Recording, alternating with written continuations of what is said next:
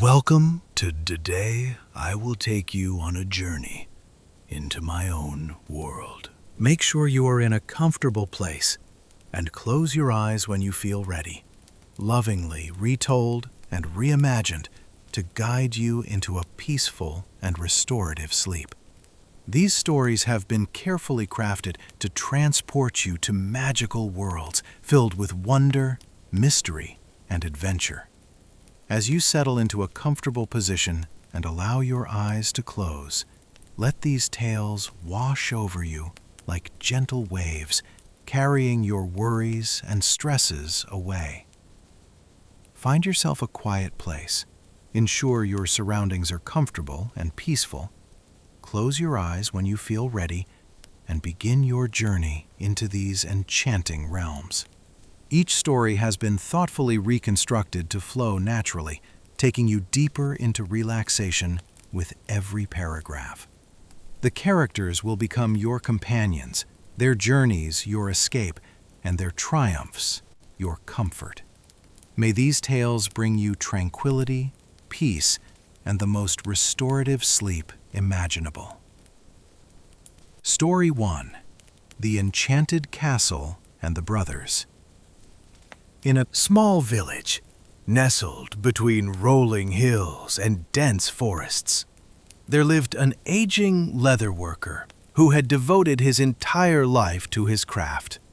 This skilled artisan had 2 sons. Ludwig, the elder, possessed a sharp mind and considerable pride in his intellectual abilities, while Johann, the younger, was known for his gentle disposition and his capacity for kindness. Both boys had grown up in their father's workshop, learning the intricate art of leatherwork from a very young age. They understood that the profession was grueling and demanding, with long days of repetitive labor that yielded modest financial returns. The work required patience, precision, and physical strength, yet the rewards were meager at best. As the brothers matured and came of age, they began to harbor secret desires for something more meaningful and adventurous than their current existence. They deeply loved and respected their father, recognizing the sacrifices he had made for them. But they could not deny the yearning within their hearts to explore different paths in life. They dreamed of adventures, of seeing distant lands, of becoming more than leatherworkers. One fateful afternoon, a weary traveler arrived at their father's workshop, seeking repairs to his worn boots. While the stranger waited for his shoes to be mended, he entertained the brothers with captivating stories from his journeys across many kingdoms. His tales were filled with excitement, danger, and wonder, describing landscapes neither brother had ever imagined. The traveler spoke of great cities, treacherous mountains, and magical realms that existed beyond their small village. Among all the stories shared that day, one particular tale captured Ludwig's imagination completely. The traveler spoke of a magnificent castle located deep within an ancient forest, a place where an entire kingdom had fallen under a powerful enchantment. According to the legend, everyone in the castle, the king, the queen, and all the courtiers, had been placed into an eternal, magical sleep. At the very heart of the castle, in the tallest tower, lay a princess of extraordinary beauty, sleeping peacefully and waiting for deliverance. The brothers continued their journey through many trials. Along the way, Johann showed kindness to ants when Ludwig would have harmed them. Johann fed ducks, while Ludwig tried to steal their eggs. Johann protected a honeybee hive, while Ludwig wanted to destroy it. These small acts of compassion would prove to be more valuable than any cleverness or strength. They finally reached the castle and faced 3 impossible tests. The first test required finding 1,000 seeds in an overgrown garden before nightfall.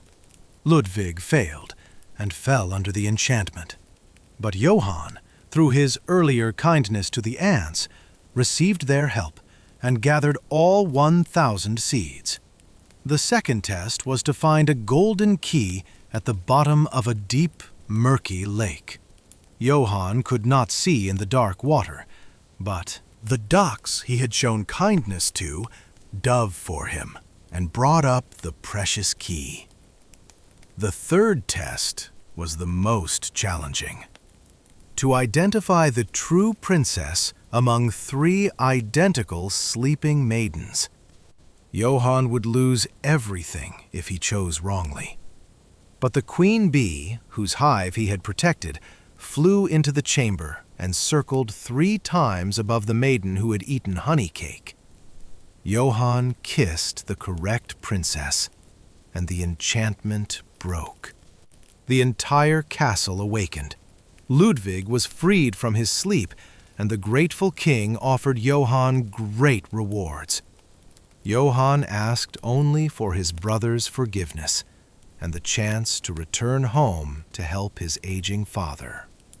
The king insisted that Johann marry the princess, for he had shown that true nobility comes not from cleverness or pride, but from compassion and kindness. Johann and the princess lived happily ever after, surrounded by the love of his family and the gratitude of a kingdom saved by a gentle heart. Story 2. A Journey Through the Dream. World tonight.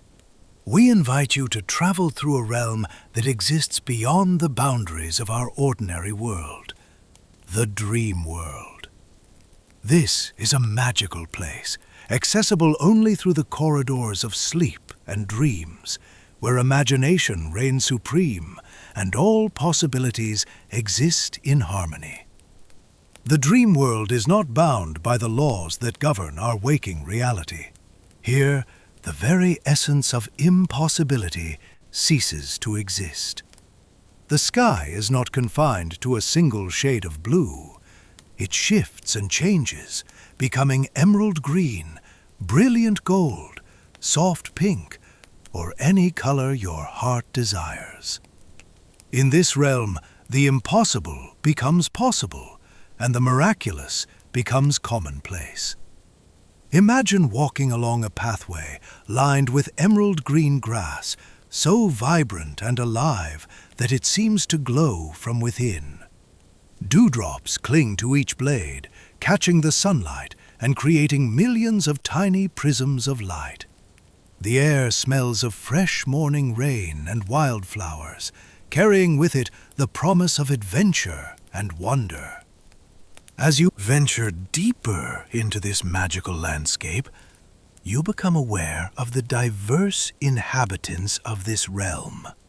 There are creatures here that defy explanation. Rabbits with gossamer wings that shimmer with iridescent colors. Trees that sing haunting melodies. Dragons with scales that reflect rainbow light, and unicorns that gallop across meadows of soft, silken grass. In this world, gravity itself becomes optional. You might find yourself flying through skies painted in every hue imaginable, soaring above mountains that touch the clouds and valleys filled with eternal springtime. Or you might walk along beaches where the sand is softer than silk and the water is warm as a mother's embrace. Most remarkably, in the dream world, time has no power over you. You do not age, you do not tire, and you do not worry. All the concerns and troubles of your waking life remain behind, unable to penetrate this enchanted realm. As you explore this extraordinary landscape, pay attention to the subtle details. Notice how the light filters through the leaves of ancient trees, creating dancing patterns on the ground below. Observe how flowers bloom and fade in moments, their beauty both fleeting and eternal. Listen to the gentle sounds that fill the air. Birds singing melodies you have never heard, water babbling in crystal clear streams, and the soft rustling of leaves in a perpetually gentle breeze.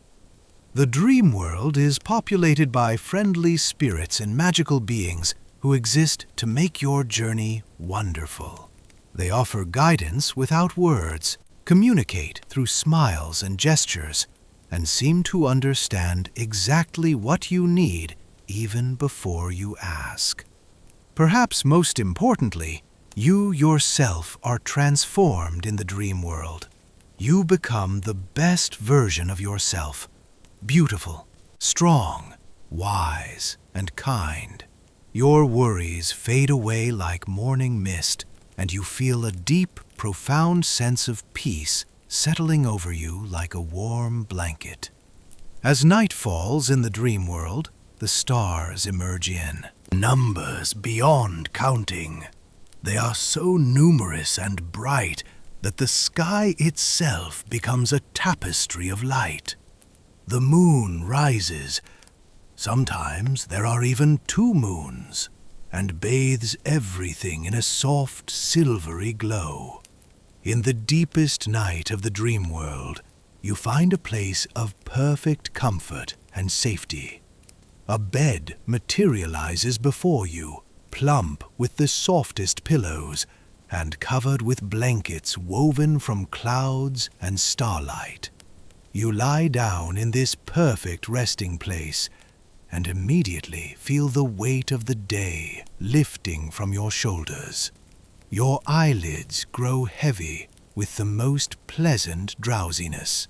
Your breathing becomes slow and deep and regular.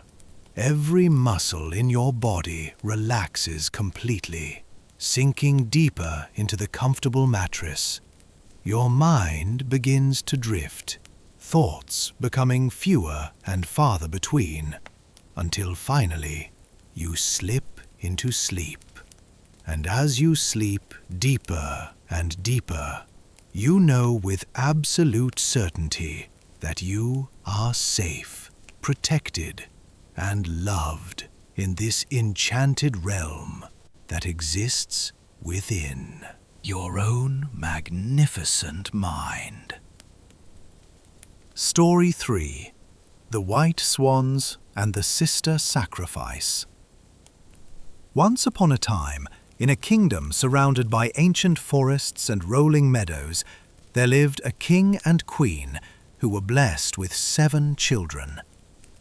The first 6 were handsome, brave princes, each more noble than the last. But the 7th child was a daughter, the youngest of all, and she was utterly adored by her family and beloved by all the people in the kingdom. Her name was May, and she possessed a sweetness of spirit that brightened even the darkest of days. Her laughter was like music, her kindness was boundless, and everyone who knew her felt their lives enriched by her presence. As the princes grew older, they longed for adventure and freedom. Their parents eventually permitted them to explore the woodlands beyond the castle grounds. The brothers loved these excursions, returning exhausted but exhilarated, their pockets filled with treasures and their clothing covered in mud. Their sister, May, was deemed too young to venture into the woods alone with her brothers, and she was left to entertain herself in the castle gardens, where she sometimes felt the injustice of being both the youngest and the only girl. One afternoon, the 6 princes discovered a pathway they had never noticed before. They eagerly followed it deeper and deeper into the forest. As they traveled along this forgotten path, they failed to notice how the familiar bird songs gradually ceased, and how the forest became increasingly ancient and mysterious. Eventually, They emerged into a clearing where they found a moss-covered stone cottage with smoke curling from its chimney. In the garden stood an enormous pile of the most magnificent white swan feathers, as if the resident was collecting materials for the softest of feather beds. As the princes reached down to examine these beautiful feathers, an old woman emerged from the cottage. She warned them urgently not to touch the feathers, but her warning Came too late. The moment each prince touched a feather, time seemed to freeze, and they were transformed into magnificent white swans, unable to return to human form. When the remaining princes grabbed feathers in their panic, they too were transformed, and soon all 6 princes became white swans and flew away into the forest. The princes did not return home that night, or for many nights after.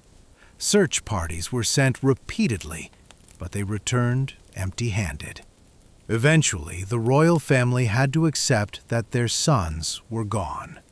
The queen took to her bed in deep melancholy, and the king wandered the castle like a ghost. May was largely left to her own devices, feeling helpless in the face of such profound loss. Months passed. One warm afternoon, as May sat practicing her needlework in the castle gardens, a large black crow appeared beside her. The bird watched her with an intelligent gaze, and at its feet lay a beautiful ball of golden yarn. The crow flew away into the forest, and May, unable to resist the mystery, picked up the ball of yarn and followed it. The yarn led her deeper and deeper into the forest, unraveling as it went, until finally it came to rest at the door of a small cottage in a hidden clearing. Inside the cottage, May found 6 simple beds, a table with 6 chairs, and the remains of a dying fire. Though she knew she was intruding, she felt utterly exhausted and lay down on one of the beds to rest. She was awakened by the fluttering of wings. Looking out the window, she saw 6 white swans landing in the clearing. As each swan touched the ground, it transformed into a handsome young man. May recognized them immediately. They were her brothers. Throughout the night, her brothers explained the curse that bound them. With each sunrise, they became swans and could only return to human form at sunset. May asked desperately how she could break the curse. Her oldest brother explained, "You must sew a new shirt for each of us, using only nettles and daisies. The work will be long and difficult. But most importantly, you must not speak a single word, not once, from now until the final shirt is completed. If you break your silence, our chance of freedom will be lost forever." May loved her brothers more than her own voice. Without hesitation, she agreed to undertake this seemingly impossible task. The next day, her brothers flew away as swans, leaving May to begin her work. She spent weeks gathering daisies and slowly, painstakingly sewing them together to form a shirt. The work was agonizing, and her eyes grew strained from constant sewing. Yet she never wavered in her determination. Sometimes the black crow would appear to keep her company. Her brothers brought her food and small gifts to try to keep her spirits up. As months turned into years, May worked in sunlight and by firelight, winter and summer, never speaking, never laughing. 1 year to complete the first shirt. The second took nearly as long. Third shirt was finished after 3 years of work. May had grown from a girl into a lovely young woman. Sometimes she wondered if she would ever speak again, but she never lost sight of her purpose. By the time she had sewn 5 shirts, she had been silent for 5 years. But then, one day, as she worked in her favorite tree, a group of richly dressed riders emerged from the forest. Their leader, a handsome king, was astonished to find her alone in the wilderness. When May could not speak to explain her situation, the king assumed she was a poor, unfortunate woman in need of rescue. Despite her resistance, the noble riders insisted on taking her to their castle, where she would have proper shelter and companionship. May reluctantly gathered her completed shirts and the golden yarn and went with them. Months passed in the king's castle. May continued her sewing work, gathering daisies from the castle gardens and working steadily on the 6th and final shirt. The king, observing her dedication and quiet strength, began to fall in love with her. He was impressed by her serenity, her unwillingness to demand anything, and her refusal to flatter or seek his attention. Over the months, he realized he had fallen completely in love with her. He approached her one day and proposed marriage, asking if she would break her vow of silence to accept. May wanted nothing more than to say yes, but she had only 1 shirt left to complete. In sadness and silence, she refused. The king said he would ask her again in 1 year, hoping she would be ready to answer. Another year passed, and he asked again. May still could not speak, for the final shirt was not yet complete. The king said he would ask 1 final time in 1 year. If she still refused, he would return her to her solitary life in the forest and respect her wishes. That final year was the longest and most difficult of all. May worked desperately on the last shirt, racing against time, but finally, in early summer, completed it. All 6 shirts, made entirely of daisies, were finally done. That night, May gathered the shirts and took out the golden yarn. She followed it as it led her through the castle, through the city, and into the forest. By morning, she had found her brother's cottage. She laid the shirts by a bed and fell into exhausted sleep. When she awoke as sunset approached, she heard the familiar sound of wings. Her brothers were transforming back to human form. May threw 1 shirt over each swan, and miraculously, each one transformed back into a handsome young man. The brothers embraced her with tears of gratitude. But then the king rode into the clearing, having followed the golden yarn all the way from the castle. He knelt before her and asked 1 final time if she would break her silence and marry him. For the first time in 6 years, May spoke. Her voice was soft from disuse, but clear and beautiful. Yes, I will marry you. I love you. The brothers were reunited with their parents, and the entire kingdom celebrated. May and the king ruled together with wisdom and compassion. It was always said that the queen was a lovely person, patient, careful with her words, and extraordinarily talented at needlework. Every stitch she made was perfect, a testament to her dedication and unwavering love. Story 4. The Glass Mountain and the Winter King. In a distant kingdom, an extraordinary and terrible event occurred.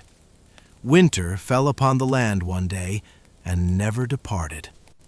The snow and ice remained year after year, decade after decade, until generations of people were born who had never experienced spring or summer. Children grew to adulthood without ever feeling the warmth of the sun on their faces, or seeing green grass or colorful flowers. The older generations told stories of warm days, of trees bursting with blossoms, of crystal-clear rivers and meadows filled with wildflowers. But these tales seemed like fantasies to the young people who had known only cold and snow. The pastel colors they saw were not found in flowers, but in the evening sky. And the only green they knew was the eternal color of evergreen trees. As mysterious as the curse itself was the appearance of a massive mountain of pure ice that rose in the center of the kingdom on the very day the eternal winter began. The mountain was enormous, glittering in the weak sunlight and slippery beyond imagination. No one had successfully climbed it. Legends said that a beautiful princess had been imprisoned atop this glass mountain by an angry sorcerer who had cursed her and the entire kingdom out of spite.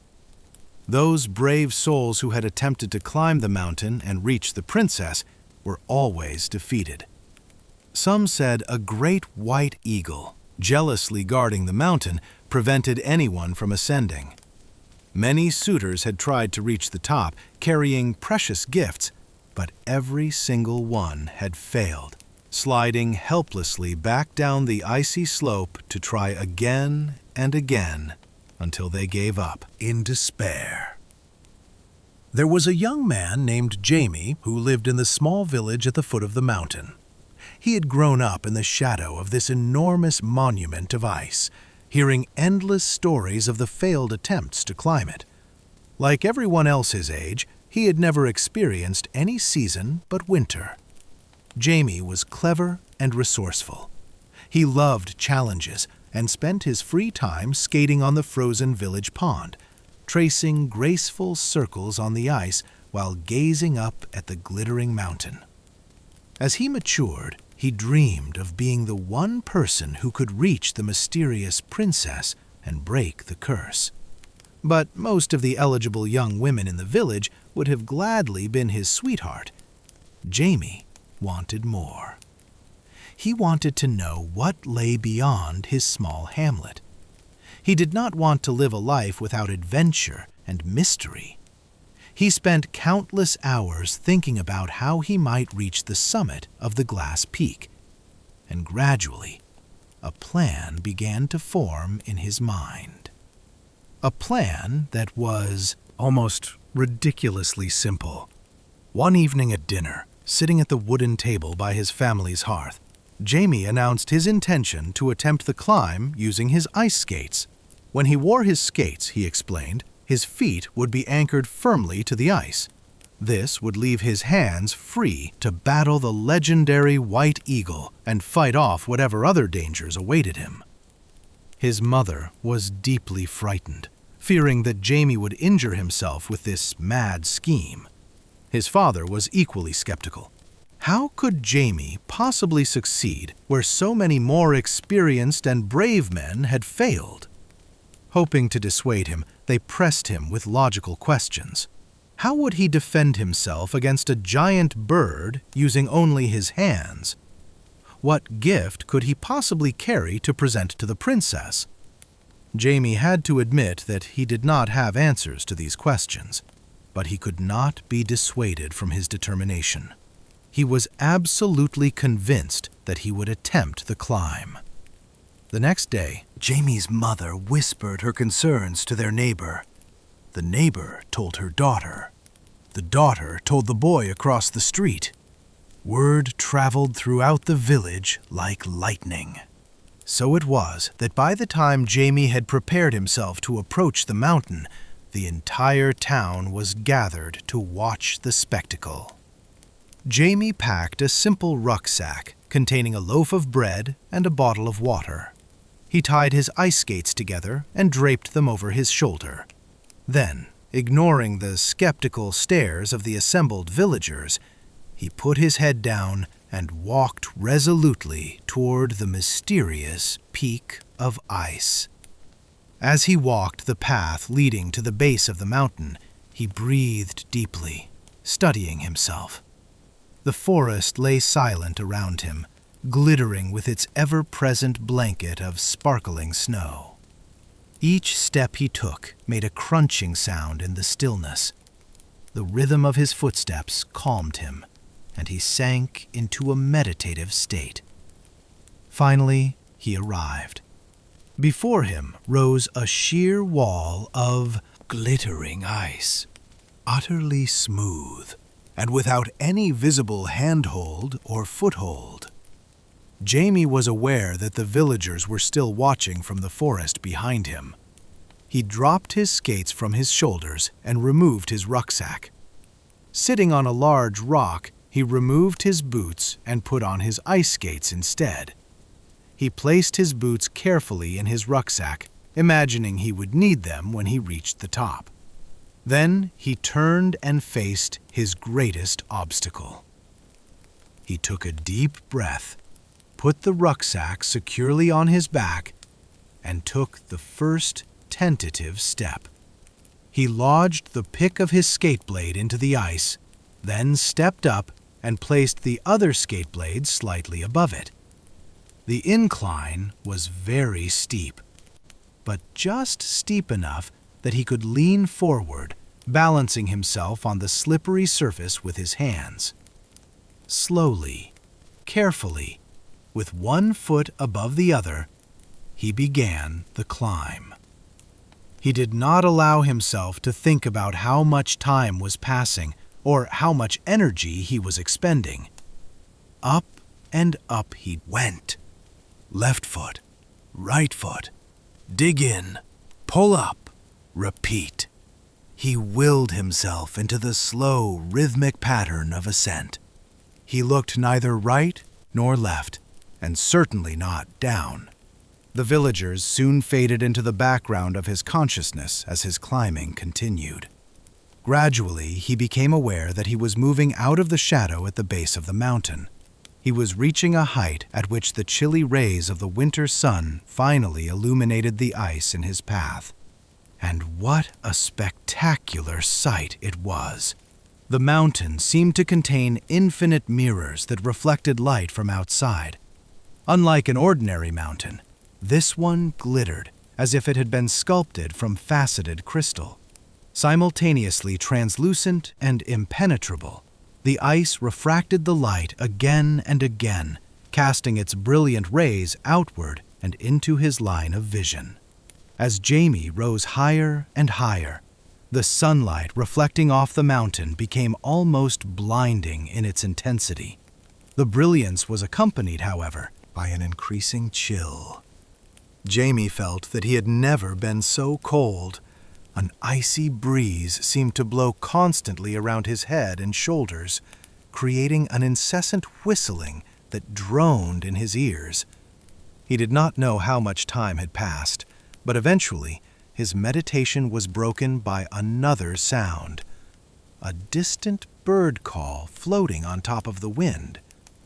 At first, it seemed far away, but then it began to feel closer. Turning his face upward, he tried to spot the source of the noise. He knew it must be the infamous white eagle he had been expecting.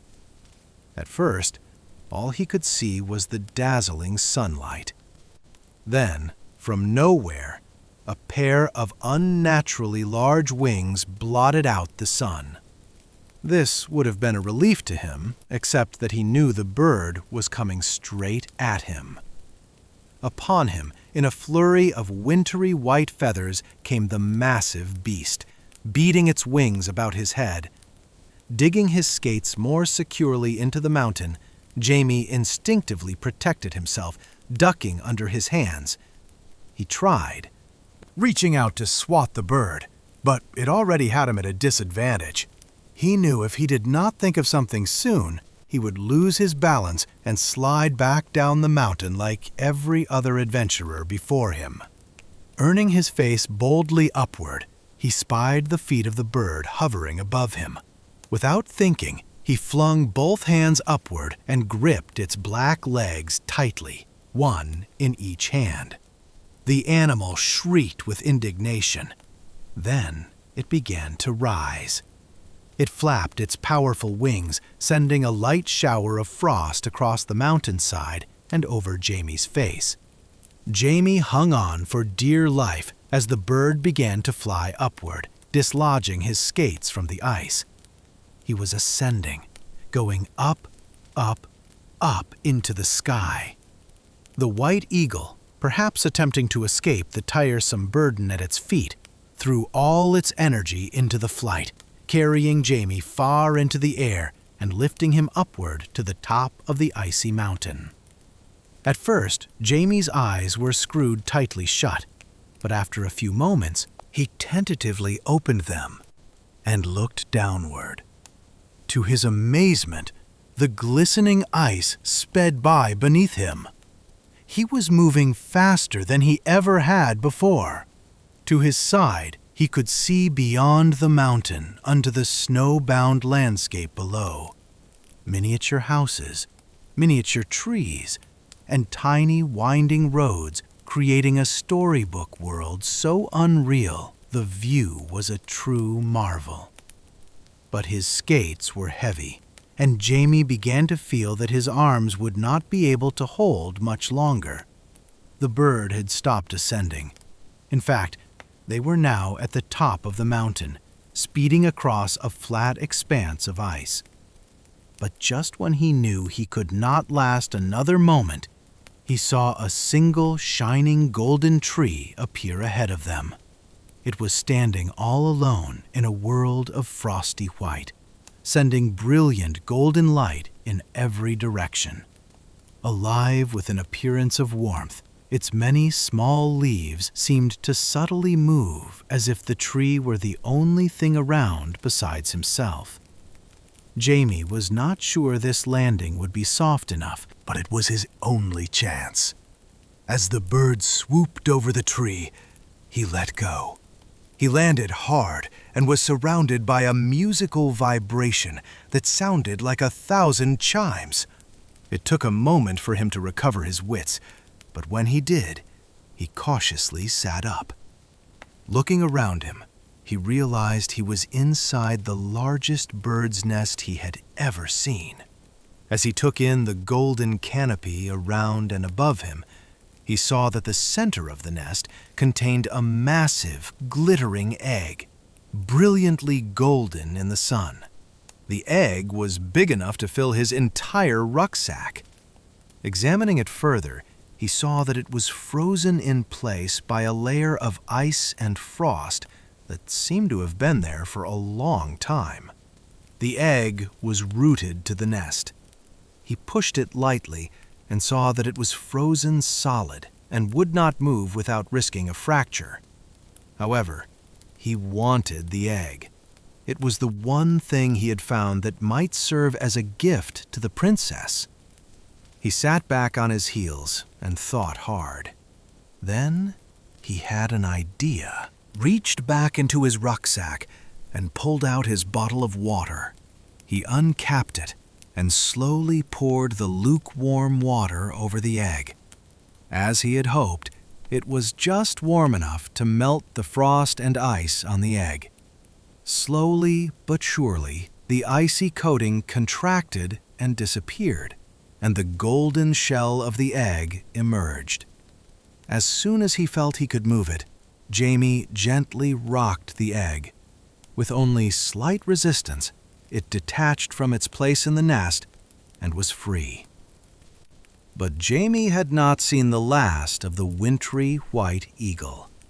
Crying with indignation, it returned to the tree, swooping down out of nowhere. Jamie could see that it was bent on keeping the egg from leaving the nest. Quickly, around him, Jamie grabbed the only item he could think to use. As the eagle's feet descended once more toward his head, he pushed the loaf of bread from his rucksack into the bird's clutches. Thinking it had seized its prey, the bird squawked triumphantly and sailed away into the sky. Its cries receded into the distance. Jamie sat still for a moment, breathing a sigh of relief. When he was sure the eagle was gone, he turned back to the egg.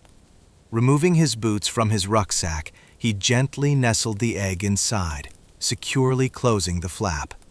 Then he removed his skates and put his boots back on. Draping the skates over his shoulder and leaving his rucksack at his feet, he carefully stood up in the enormous nest. Hoping to survey the top of the mountain, he looked around. At first, all he saw was a vast expanse of shining whiteness. The frosty summit appeared barren, brilliantly reflecting the rays of the sun back from the ground in an unending vista of ice. Shielding his eyes with his hand, he thought he saw a bright twinkle in the distance. Holding his breath, he waited. Then he saw it flash again. Something else was out there.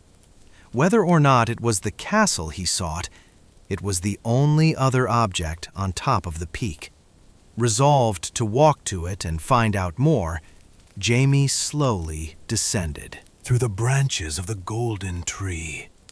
Shimmering down to the ground, he hoisted the rucksack up on his shoulders and began to walk in the direction of the mysterious flash. Time lost all meaning as Jamie made his way across the frozen expanse. The frigid temperatures turned his nose and fingers numb, and his eyes were wearied by the unrelenting brightness. The sun appeared to be moving through the sky, hanging lower on the horizon than it had during his morning ascent. He judged that it must be mid-afternoon, and he hoped very much that he would reach the structure before nightfall. There was no shelter for him otherwise. Jamie made progress across the ice sheet without any further sightings of the white eagle. As he drew closer to his destination, the softening light of the late afternoon revealed a structure that appeared larger the closer he got. It was not long before he was quite sure that he had found the castle from the village stories. What a palace of ice it was! As if, sculpted directly from nature, towers and turrets plunged skyward in massive, glittering shapes, impossibly tall and delicate. It was a fortress of light, reflecting all the colors in the sky.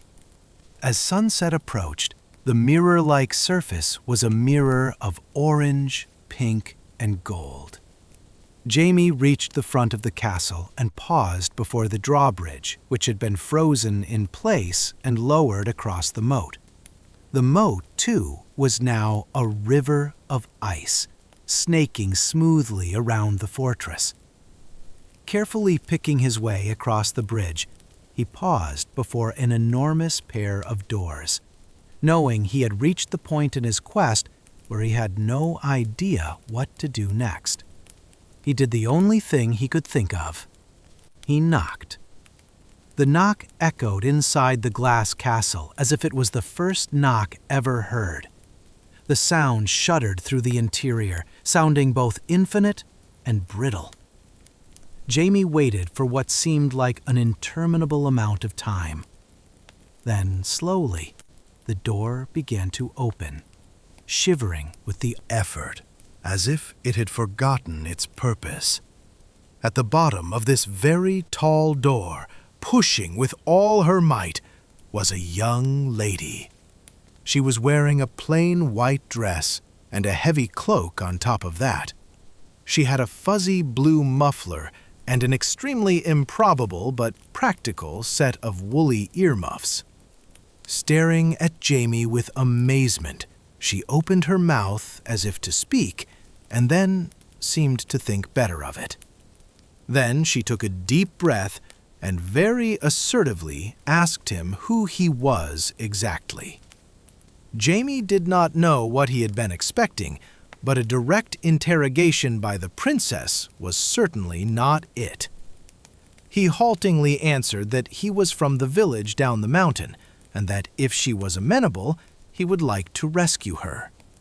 Having said it, he felt a little silly. carrying a pair of skates and a rucksack and nothing else.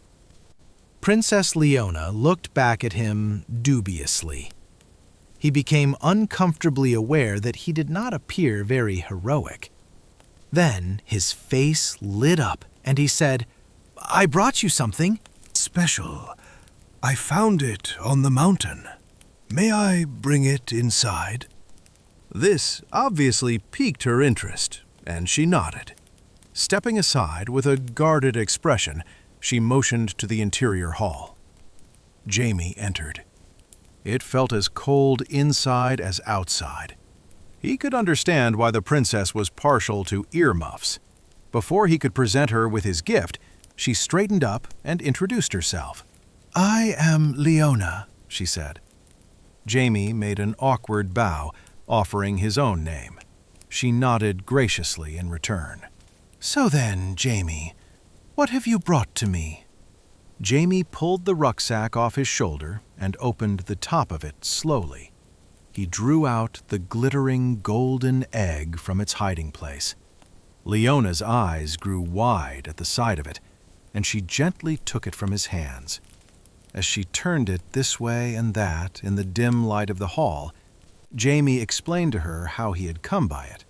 Upon hearing the entire story, she said that she had seen the white eagle often flying around the mountain, and she suspected it was the animal form of the sorcerer who had once cursed them. She related sadly that her father had long ago left the castle seeking the man, hoping to convince him to release them. Alas, he had never returned, and so she had been here alone, not knowing how much time had passed, never aging all these years. Jamie expressed his regret for her unfortunate situation, but Leona appeared to be distracted by the egg in her hands. Shifting it from palm to palm, she said, "Jamie, the egg is getting warmer." As he watched, the egg began to look luminous, as if lit from within. What had been a static canvas of gold appeared to be shifting and moving. Unsure of what to do, Leona set the egg in the center of the flagstones and stepped away from it. As they watched, the egg grew brighter, and the entire hall was suffused with a golden light. The owner pulled off her muffler, exclaiming that she felt rather warm, and Jamie realized he was feeling quite hot as well. Distinctively stepping back farther from the egg, they realized that the hall had begun to drip water all around them. A bubble of running water began to fill their ears. It was melting. Without discussion, they pushed the doors of the castle open and rushed outside, across the moat, turning to look at the castle.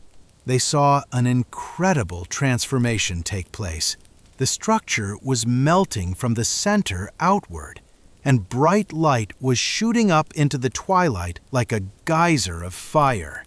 With a low rumble, the center caved in, splashing water into the frozen moat.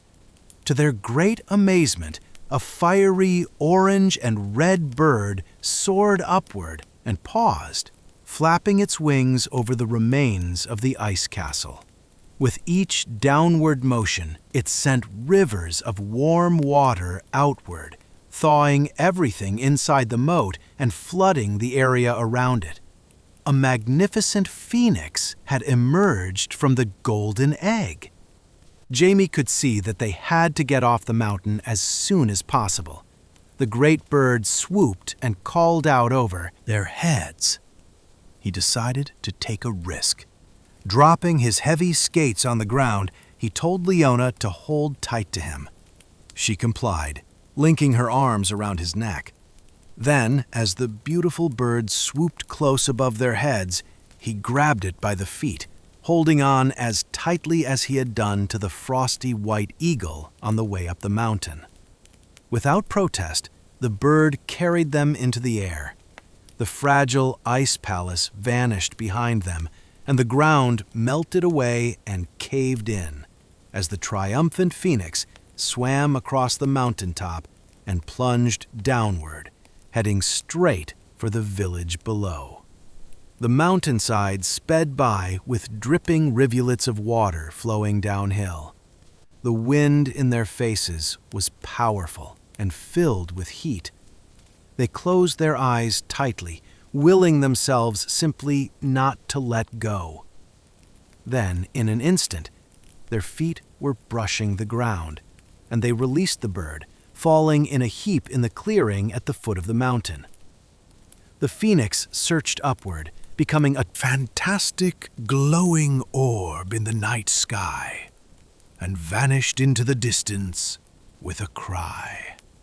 A shower of sparks dispersed in its wake, drifting to the ground like a meteor shower.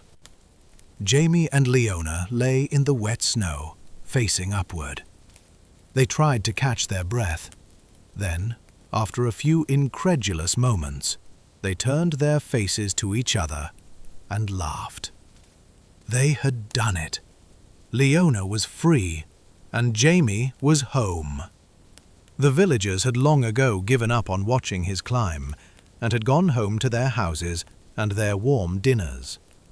Nobody was there to see him trudging homeward in the moonlight with an unfamiliar young lady on his arm. It was a great surprise to his parents when their son made a miraculous reappearance on their doorstep. His mother was so beside herself with joy, she spilled the stew. By the time everyone had awakened the next morning, the world had transformed. A warm, steady rain was showering the entire land. The snow and ice had almost completely melted. It was a whole day before water stopped coming, and the sun came out. When the first warm rays of spring were felt after so many years, the village rejoiced. As the weeks and months went on, children came to know the seasons. They finally understood the green color of the grass and the many colorful shades of spring, summer, and autumn. Small, cheerful birds sang their happy melodies from every treetop. Prosperity returned to the village, and when Jamie asked Leona, the winter princess, to marry him, he was able to give her a beautiful bouquet of flowers in every color of the rainbow. Story 5. The Hidden Village of Fairies. Deep in the heart of the woods, just behind a small village, there existed a tiny kingdom that few humans had ever discovered. This secretive realm was home to countless magical beings, beautiful fairies who lived among the trees and beneath the earth. These delicate creatures had built their homes using materials provided by nature itself. Some lived in hollowed-out portions of ancient tree trunks, their small rooms lined with soft moss and feathers. Others had cleverly patched together large, thick leaves, creating waterproof shelters that protected them from rain and wind. Many of the fairies had burrowed holes in the ground like little moles, creating underground homes with multiple rooms and passages.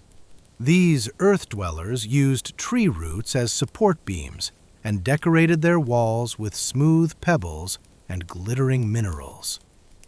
The fairies were Mother Nature's creatures, created to be her helpers and guardians. Their sacred duty was to protect the forest and the land that surrounded it. They healed wounded trees, nourished the soil with their magic, fed the birds and small animals, and maintained the delicate balance of life that kept the whole ecosystem thriving. In return for their devoted service, Mother Nature protected the fairies.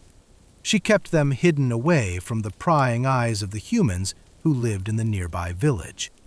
Whenever a human came too close to discovering the fairies' world, the trees would act as guardians.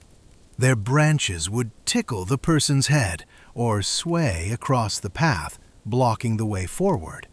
Sometimes the path itself would confuse people, moving them in circles until they became disoriented and turned back toward home. The people in the village near the woods had heard stories of the fairies from ancient times. and they longed for glimpses of these magical creatures. But the trees were always a protective barrier, standing between the human world and the realm of the fairies. The guardians of the forest were determined that the fairies should remain hidden so they could do their important work peacefully. But once every few years, someone managed to slip through the cracks in the forest's defenses. Most times, they did not mean to discover the fairy world. It was simply luck, coincidence, or perhaps fate working in mysterious ways. And when it happened, it was usually because the forest itself had made a conscious decision to allow a special person to glimpse the hidden world. One autumn afternoon, when the air was beginning to cool and the clouds were a misty gray, the woods had decided that it was time to allow a guest to greet the fairies. The clouds did their best to hide the sun, but its beams still shone through the gaps, making the dewdrops on the amber leaves sparkle like tiny jewels. A girl was walking down a path illuminated by a single sunbeam. Her name was Evie, and she truly loved autumn. The season filled her with wonder and delight. As she walked through the woods, she admired the world around her, inhaling the scent of pine needles and damp leaves, smiling as the earth crunched beneath her feet. It was sensory magic. That was how she would describe it in a conversation with her mother before she left for her afternoon walk. There was something so magical about autumn. Everything about it delighted her senses. The crunch of the leaves, the beautiful colors of the trees, the crisp air filled with a scent of earth and pine. She looked up at the canopy of leaves above her now. It looked as though the trees had been set on fire with a glow of burning colors. It did not matter that the skies were gray today.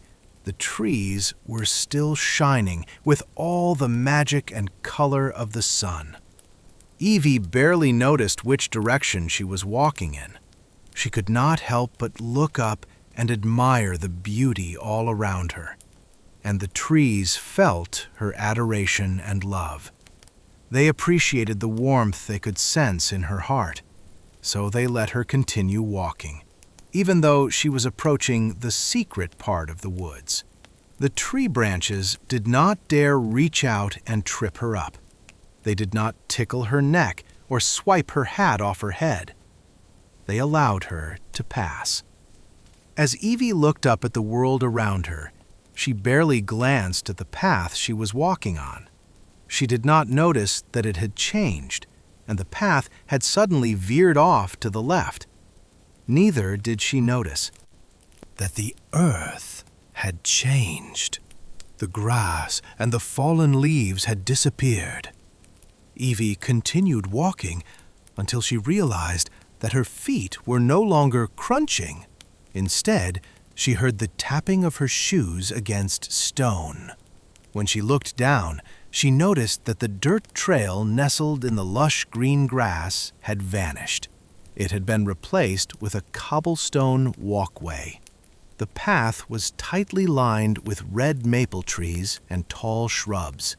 She had no option other than to turn back or to follow the path wherever it might lead. Evie looked back at where she had come from, hoping to spot the dirt trail she had followed before, but behind her she could only see green grass, fallen leaves, and tall, looming trees. The trail had disappeared completely.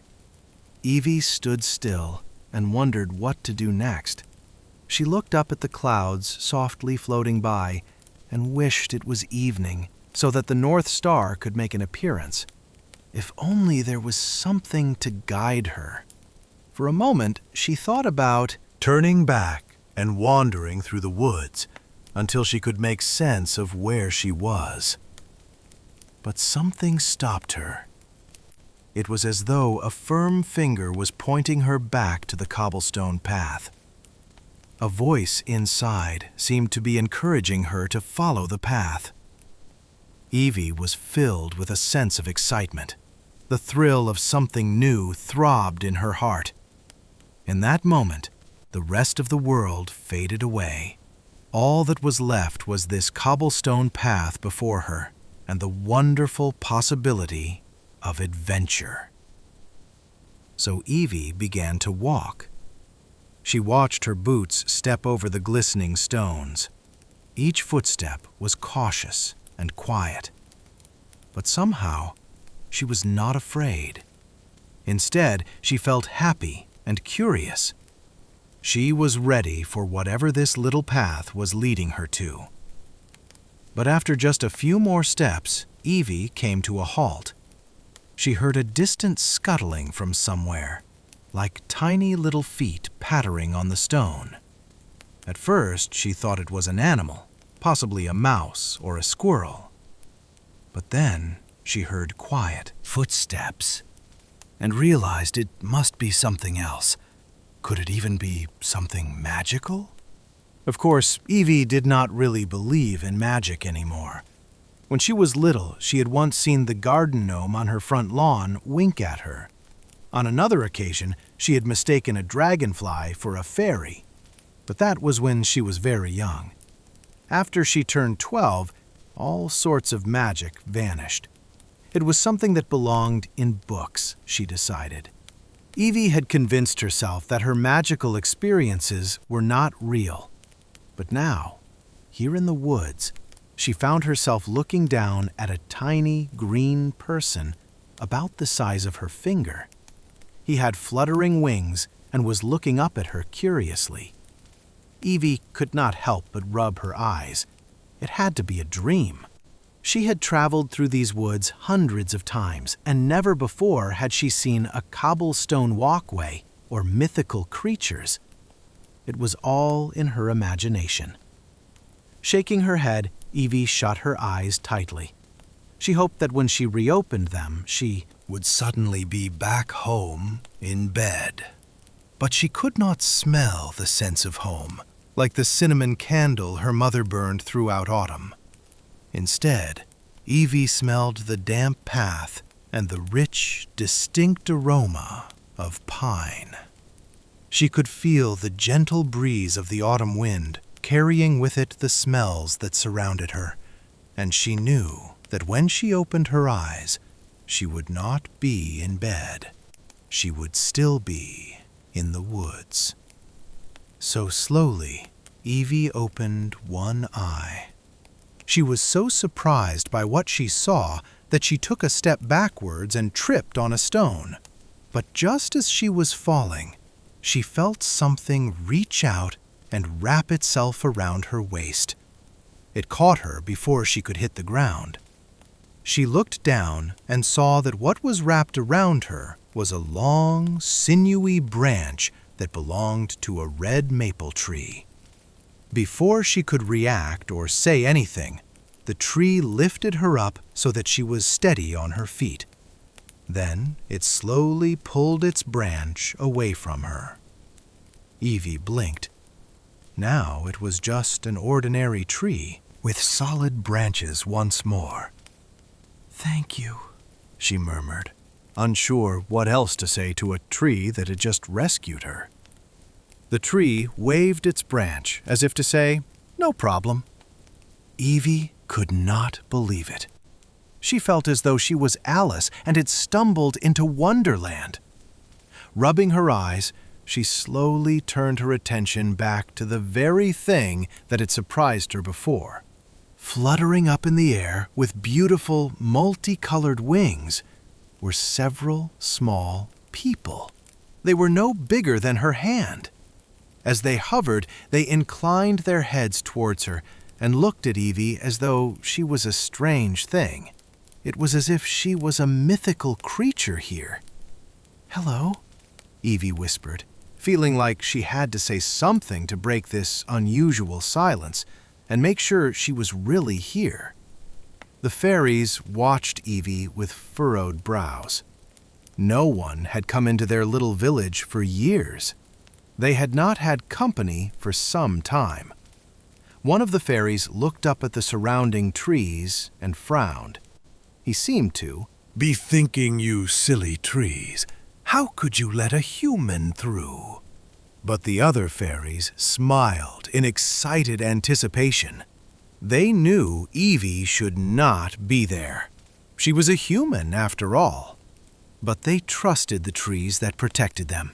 If Evie had somehow managed to slip through their defenses, then she was either incredibly clever, or, more importantly, incredibly kind and good. Judging from Evie's reaction, they soon understood that she had never planned on getting through to the guardian fairies. Something had led her here, to their little village hidden away in the heart of the woods. Whatever the reason, they assumed it was something good. So, with smiles on their little faces, they flew up towards Evie, their tiny hands wrapped around her fingers and her clothes as they tugged at her, trying to coax her further down the cobblestone path. Evie allowed the fairies to tug her along. It felt surreal having such little things pulling at her with all their might. She could have easily Brushed them off, turned around, and tried to find her way back home. But instead, she walked along the path, guided by the fairies. She was not quite sure what else to do. If she turned back, she might get lost. Besides, she was not sure that she wanted to go back. Not so soon, anyway. She had just stumbled into a world of fairies and trees that could move. How could she possibly just walk home after seeing that? Especially as it seemed the fairies wanted her to stay, at least for a little while. The further Evie walked, the clearer the end of the path became. She could now see two small willow trees that ended the wall of maples. Their soft, curved branches, vibrant green leaves acted as a curtain, protecting whatever lay behind it. For a moment, Evie hesitated. So far, she had found fairies and moving trees. What would she find beyond the curtain of leaves? Dragons, perhaps? Or trolls? Or wizards? She did not have to wait long to find out. As if sensing her presence, the willow trees moved automatically. Their leaves pulled back to reveal something straight out of a fairy tale. Back in Evie's world, the season was autumn. She could taste the pumpkin spice in the air and relish the beauty of the golden leaves. But in here, past the willow trees, Evie could have sworn it was summer. As she walked, the air seemed to change. She could feel the heat spreading through her body. Suddenly, she regretted wearing the hat and scarf her grandmother had knitted for her. In front of her was a village, the smallest village Evie had ever seen. The entrance was illuminated by brilliant, glowing sunlight. The leaves of the willow tree tickled Evie's cheeks as she passed through. The fairies let go of her and fluttered down into the village and into the collection of homes that were spread out before them. Evie looked up at the blue sky with white clouds that bobbed along like fluffy boats. The sun was bright and inviting. Its rays wrapped around her, enveloping her in Warmth. She had the sudden urge to peel off her autumn layers and lie on the ground, basking in the sun's warmth. In front of her, she could see a cobbled path stretching onwards, creating a center for a small town. Right in the middle was a tall building, or rather, it must have seemed tall for the fairies. Evie guessed that if she was standing next to the building, it would only reach her waist. The cream-colored structure seemed to be made out of stone. It stood tall and strong, as though it had been there for centuries. Evie was reminded of the houses that lined her street, which her mother would tell her about in detail. They had been built hundreds of years ago and still remained standing. Embedded in the middle of this building was a large clock.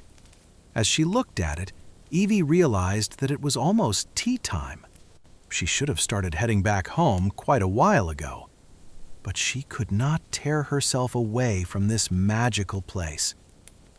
A group of fairies stood in front of the building with the clock. They were carrying things they seemed to have taken from the woods: acorns, orange leaves, and other treasures. When Evie approached, they all turned and stared at her with open mouths. Some even dropped the things they were holding.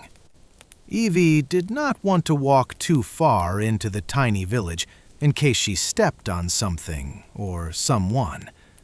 From where she was standing, she could see that on either side of the cobblestone pathway, they were intricately made houses created from natural materials.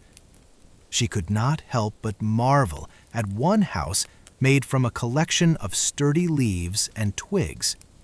At first glance, she thought it resembled a very neat pile of leaves, but then a little head poked through an opening, and Evie quickly saw it for what it really was: a home.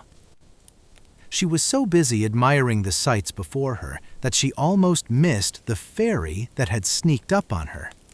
It was now flying in front of her face. This fairy stood out from all the others.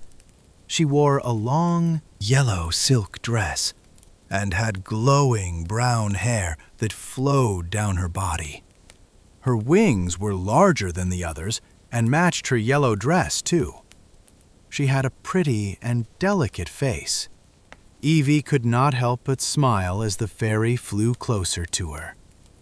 "Hello," said the fairy, and Evie gaped. For some reason, she had not thought the fairies could talk. Perhaps it was because they had taken to tugging on her clothes instead of just asking her to follow them down the path. "Welcome to our home," said the fairy. "I suppose you are here for a reason? Or maybe the trees decided it was time for a visit?" The fairy cocked her head at Evie, waiting for her to talk. But the words did not come. The fairies around them were all watching this exchange, waiting for Evie to say something. Then she finally spoke. "I do not know how I got here. I am so sorry to disturb you. I really should head back now anyway." The fairy smiled kindly at Evie and nodded her head. Then she spoke. "If the trees deemed your visit necessary today, perhaps they will deem it necessary another day, when there is more time." With that, two fairies flew towards Evie. They sparkled in the sunlight as though hovering in a cloud of fairy dust. Or perhaps it really was fairy dust, Evie thought. After a final glance at the magical village, she turned and followed the fairies back out. The journey back felt shorter somehow. By the time she had reached the dirt path, Evie was starting to feel the weight of how tired she was. She waved goodbye to the fairies and wandered home, her head completely in the clouds. The events of the day floated through her mind. She still could not believe that any of it was real. When her mother asked her how she had spent the afternoon, Evie did not know what to say. She was not even sure what she had done that day. She could only be sure that she had gone for a walk, and she had discovered a world so special she wanted to pinch herself each time she remembered it, to check she was not dreaming. After dinner, Evie had a warm, relaxing bath. It felt like she was washing away the forest, picking twigs and moss out of her hair. Then she put on her pajamas and got into bed. Outside her window, the sun had gone away and was being replaced by a glistening full moon. As Evie put her head on the pillow, her tired brain finally made sense of everything she had seen that day. Now she knew that fairies were, in fact, real. and she knew she would return to the woods as soon as possible. Evie turned off the light, closed her eyes, and was sure she would dream of moving trees, tiny glittering people with beautiful wings, and magical villages hidden in the heart of the forest. After just a few deep breaths, she was fast asleep. A final meditation before sleep.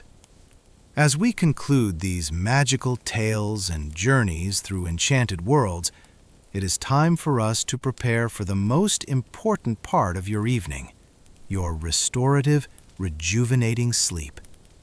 Throughout the stories, Have heard, you have witnessed characters overcoming impossible obstacles through courage, kindness, and unwavering determination.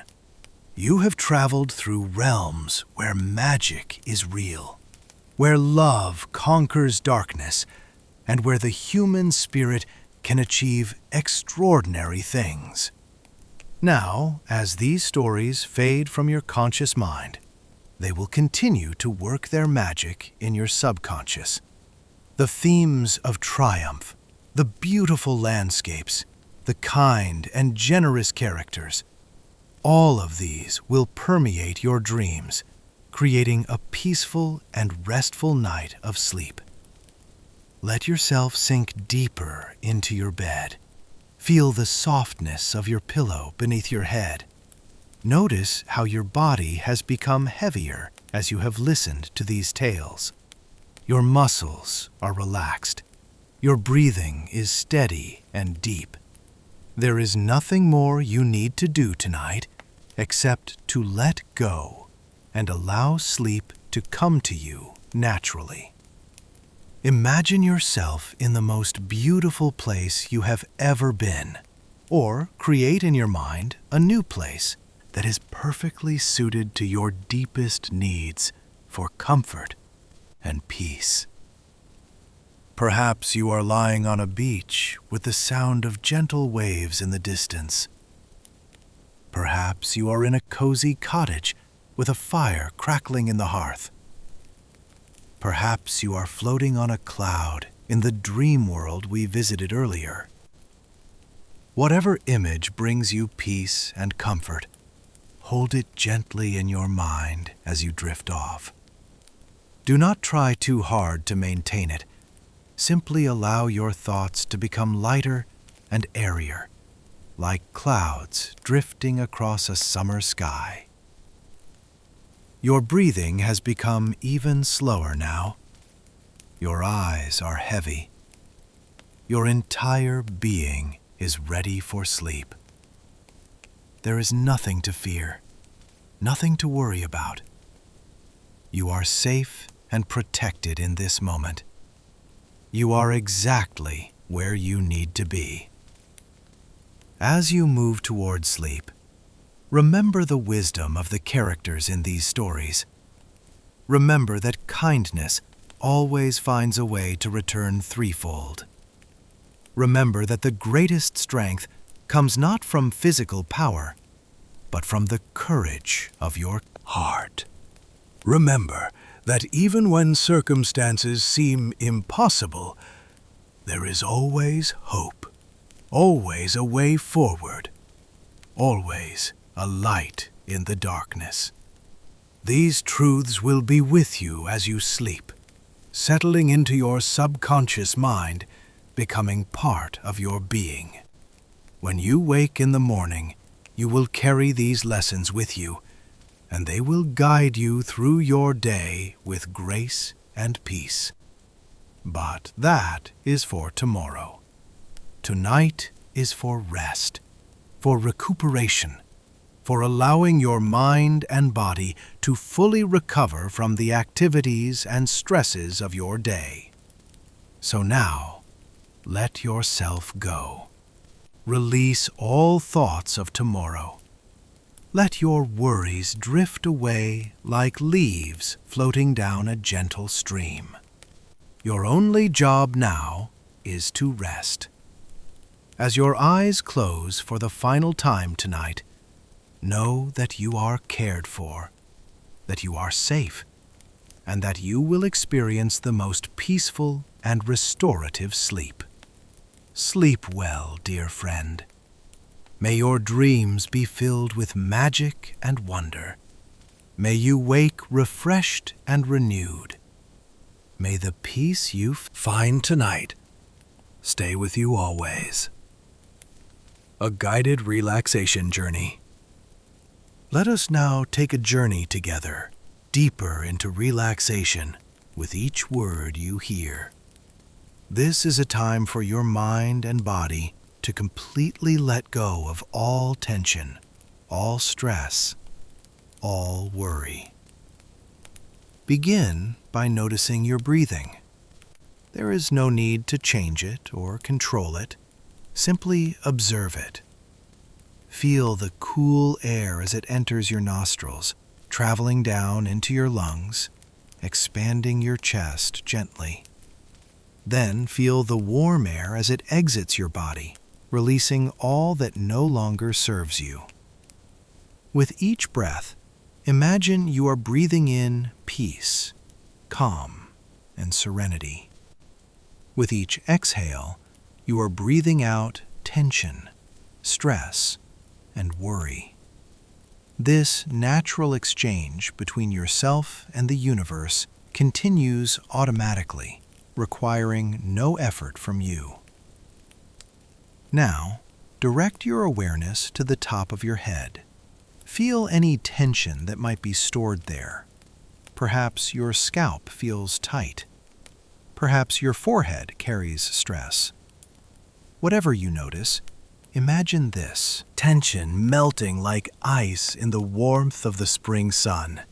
It flows away from you, dripping down and disappearing into the earth below. Your scalp becomes lighter, looser, more relaxed. The skin on your forehead smooths out.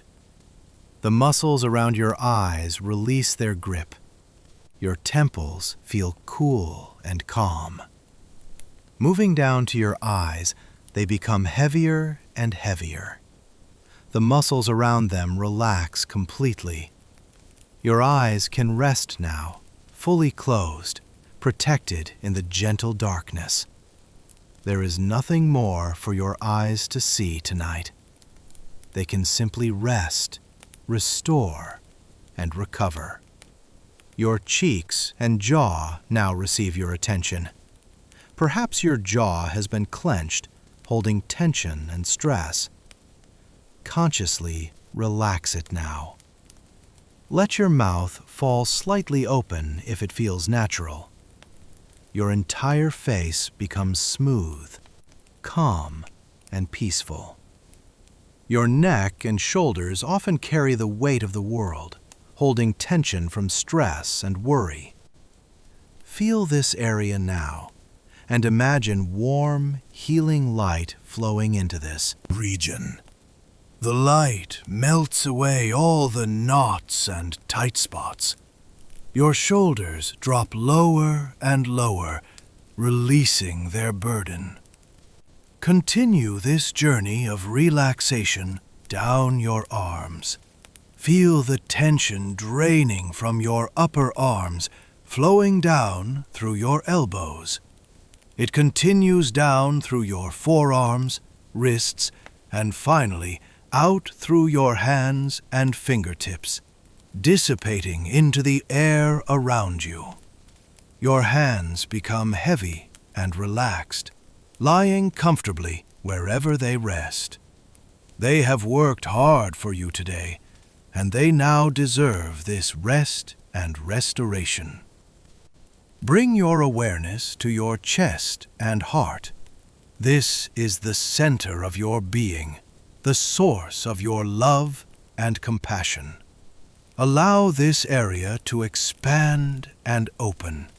Feel your heart beating steadily, reliably, supporting your entire body. Thank your heart for its constant, faithful work. Moving to your abdomen, notice how your belly rises and falls with each breath. Feel any tension in this area releasing. Your digestive system is at rest, asking nothing of you. Your entire core becomes relaxed and supported. Your lower back and sides receive gentle, healing attention now. Any tension stored here melts away. Your spine straightens and aligns perfectly, supporting your entire being with ease and grace. Your hips, thighs, and legs become progressively heavier and more relaxed. The muscles in your thighs release all their tension. Your knees become light and free. Your shins and calves relax completely. Finally, your feet and toes receive your attention. Imagine warm sand or soft moss beneath them. Whatever feels most comfortable to you, imagine this sensation. Your feet are firmly grounded, connected to the earth, receiving support from below. Every part of your body is now completely relaxed. From the crown of your head to the tips of your toes, you are at peace. You have nowhere to go, nothing to do, no one to be except yourself. At rest, at peace, safe and secure. This is your time. This is your space. This is your moment for complete and total restoration. As you move deeper into sleep, know that your body will continue this restorative process throughout the night. Your cells will repair themselves. Your mind will process the day's experiences and file them away appropriately. Your emotions will settle and find balance. By the time you wake, you will be refreshed, renewed, and ready to face whatever your day brings. But that is tomorrow's concern. Tonight is for sleep, rest, and restoration. Allow yourself to drift now, deeper and deeper, into the most peaceful, restorative, and healing sleep of your life.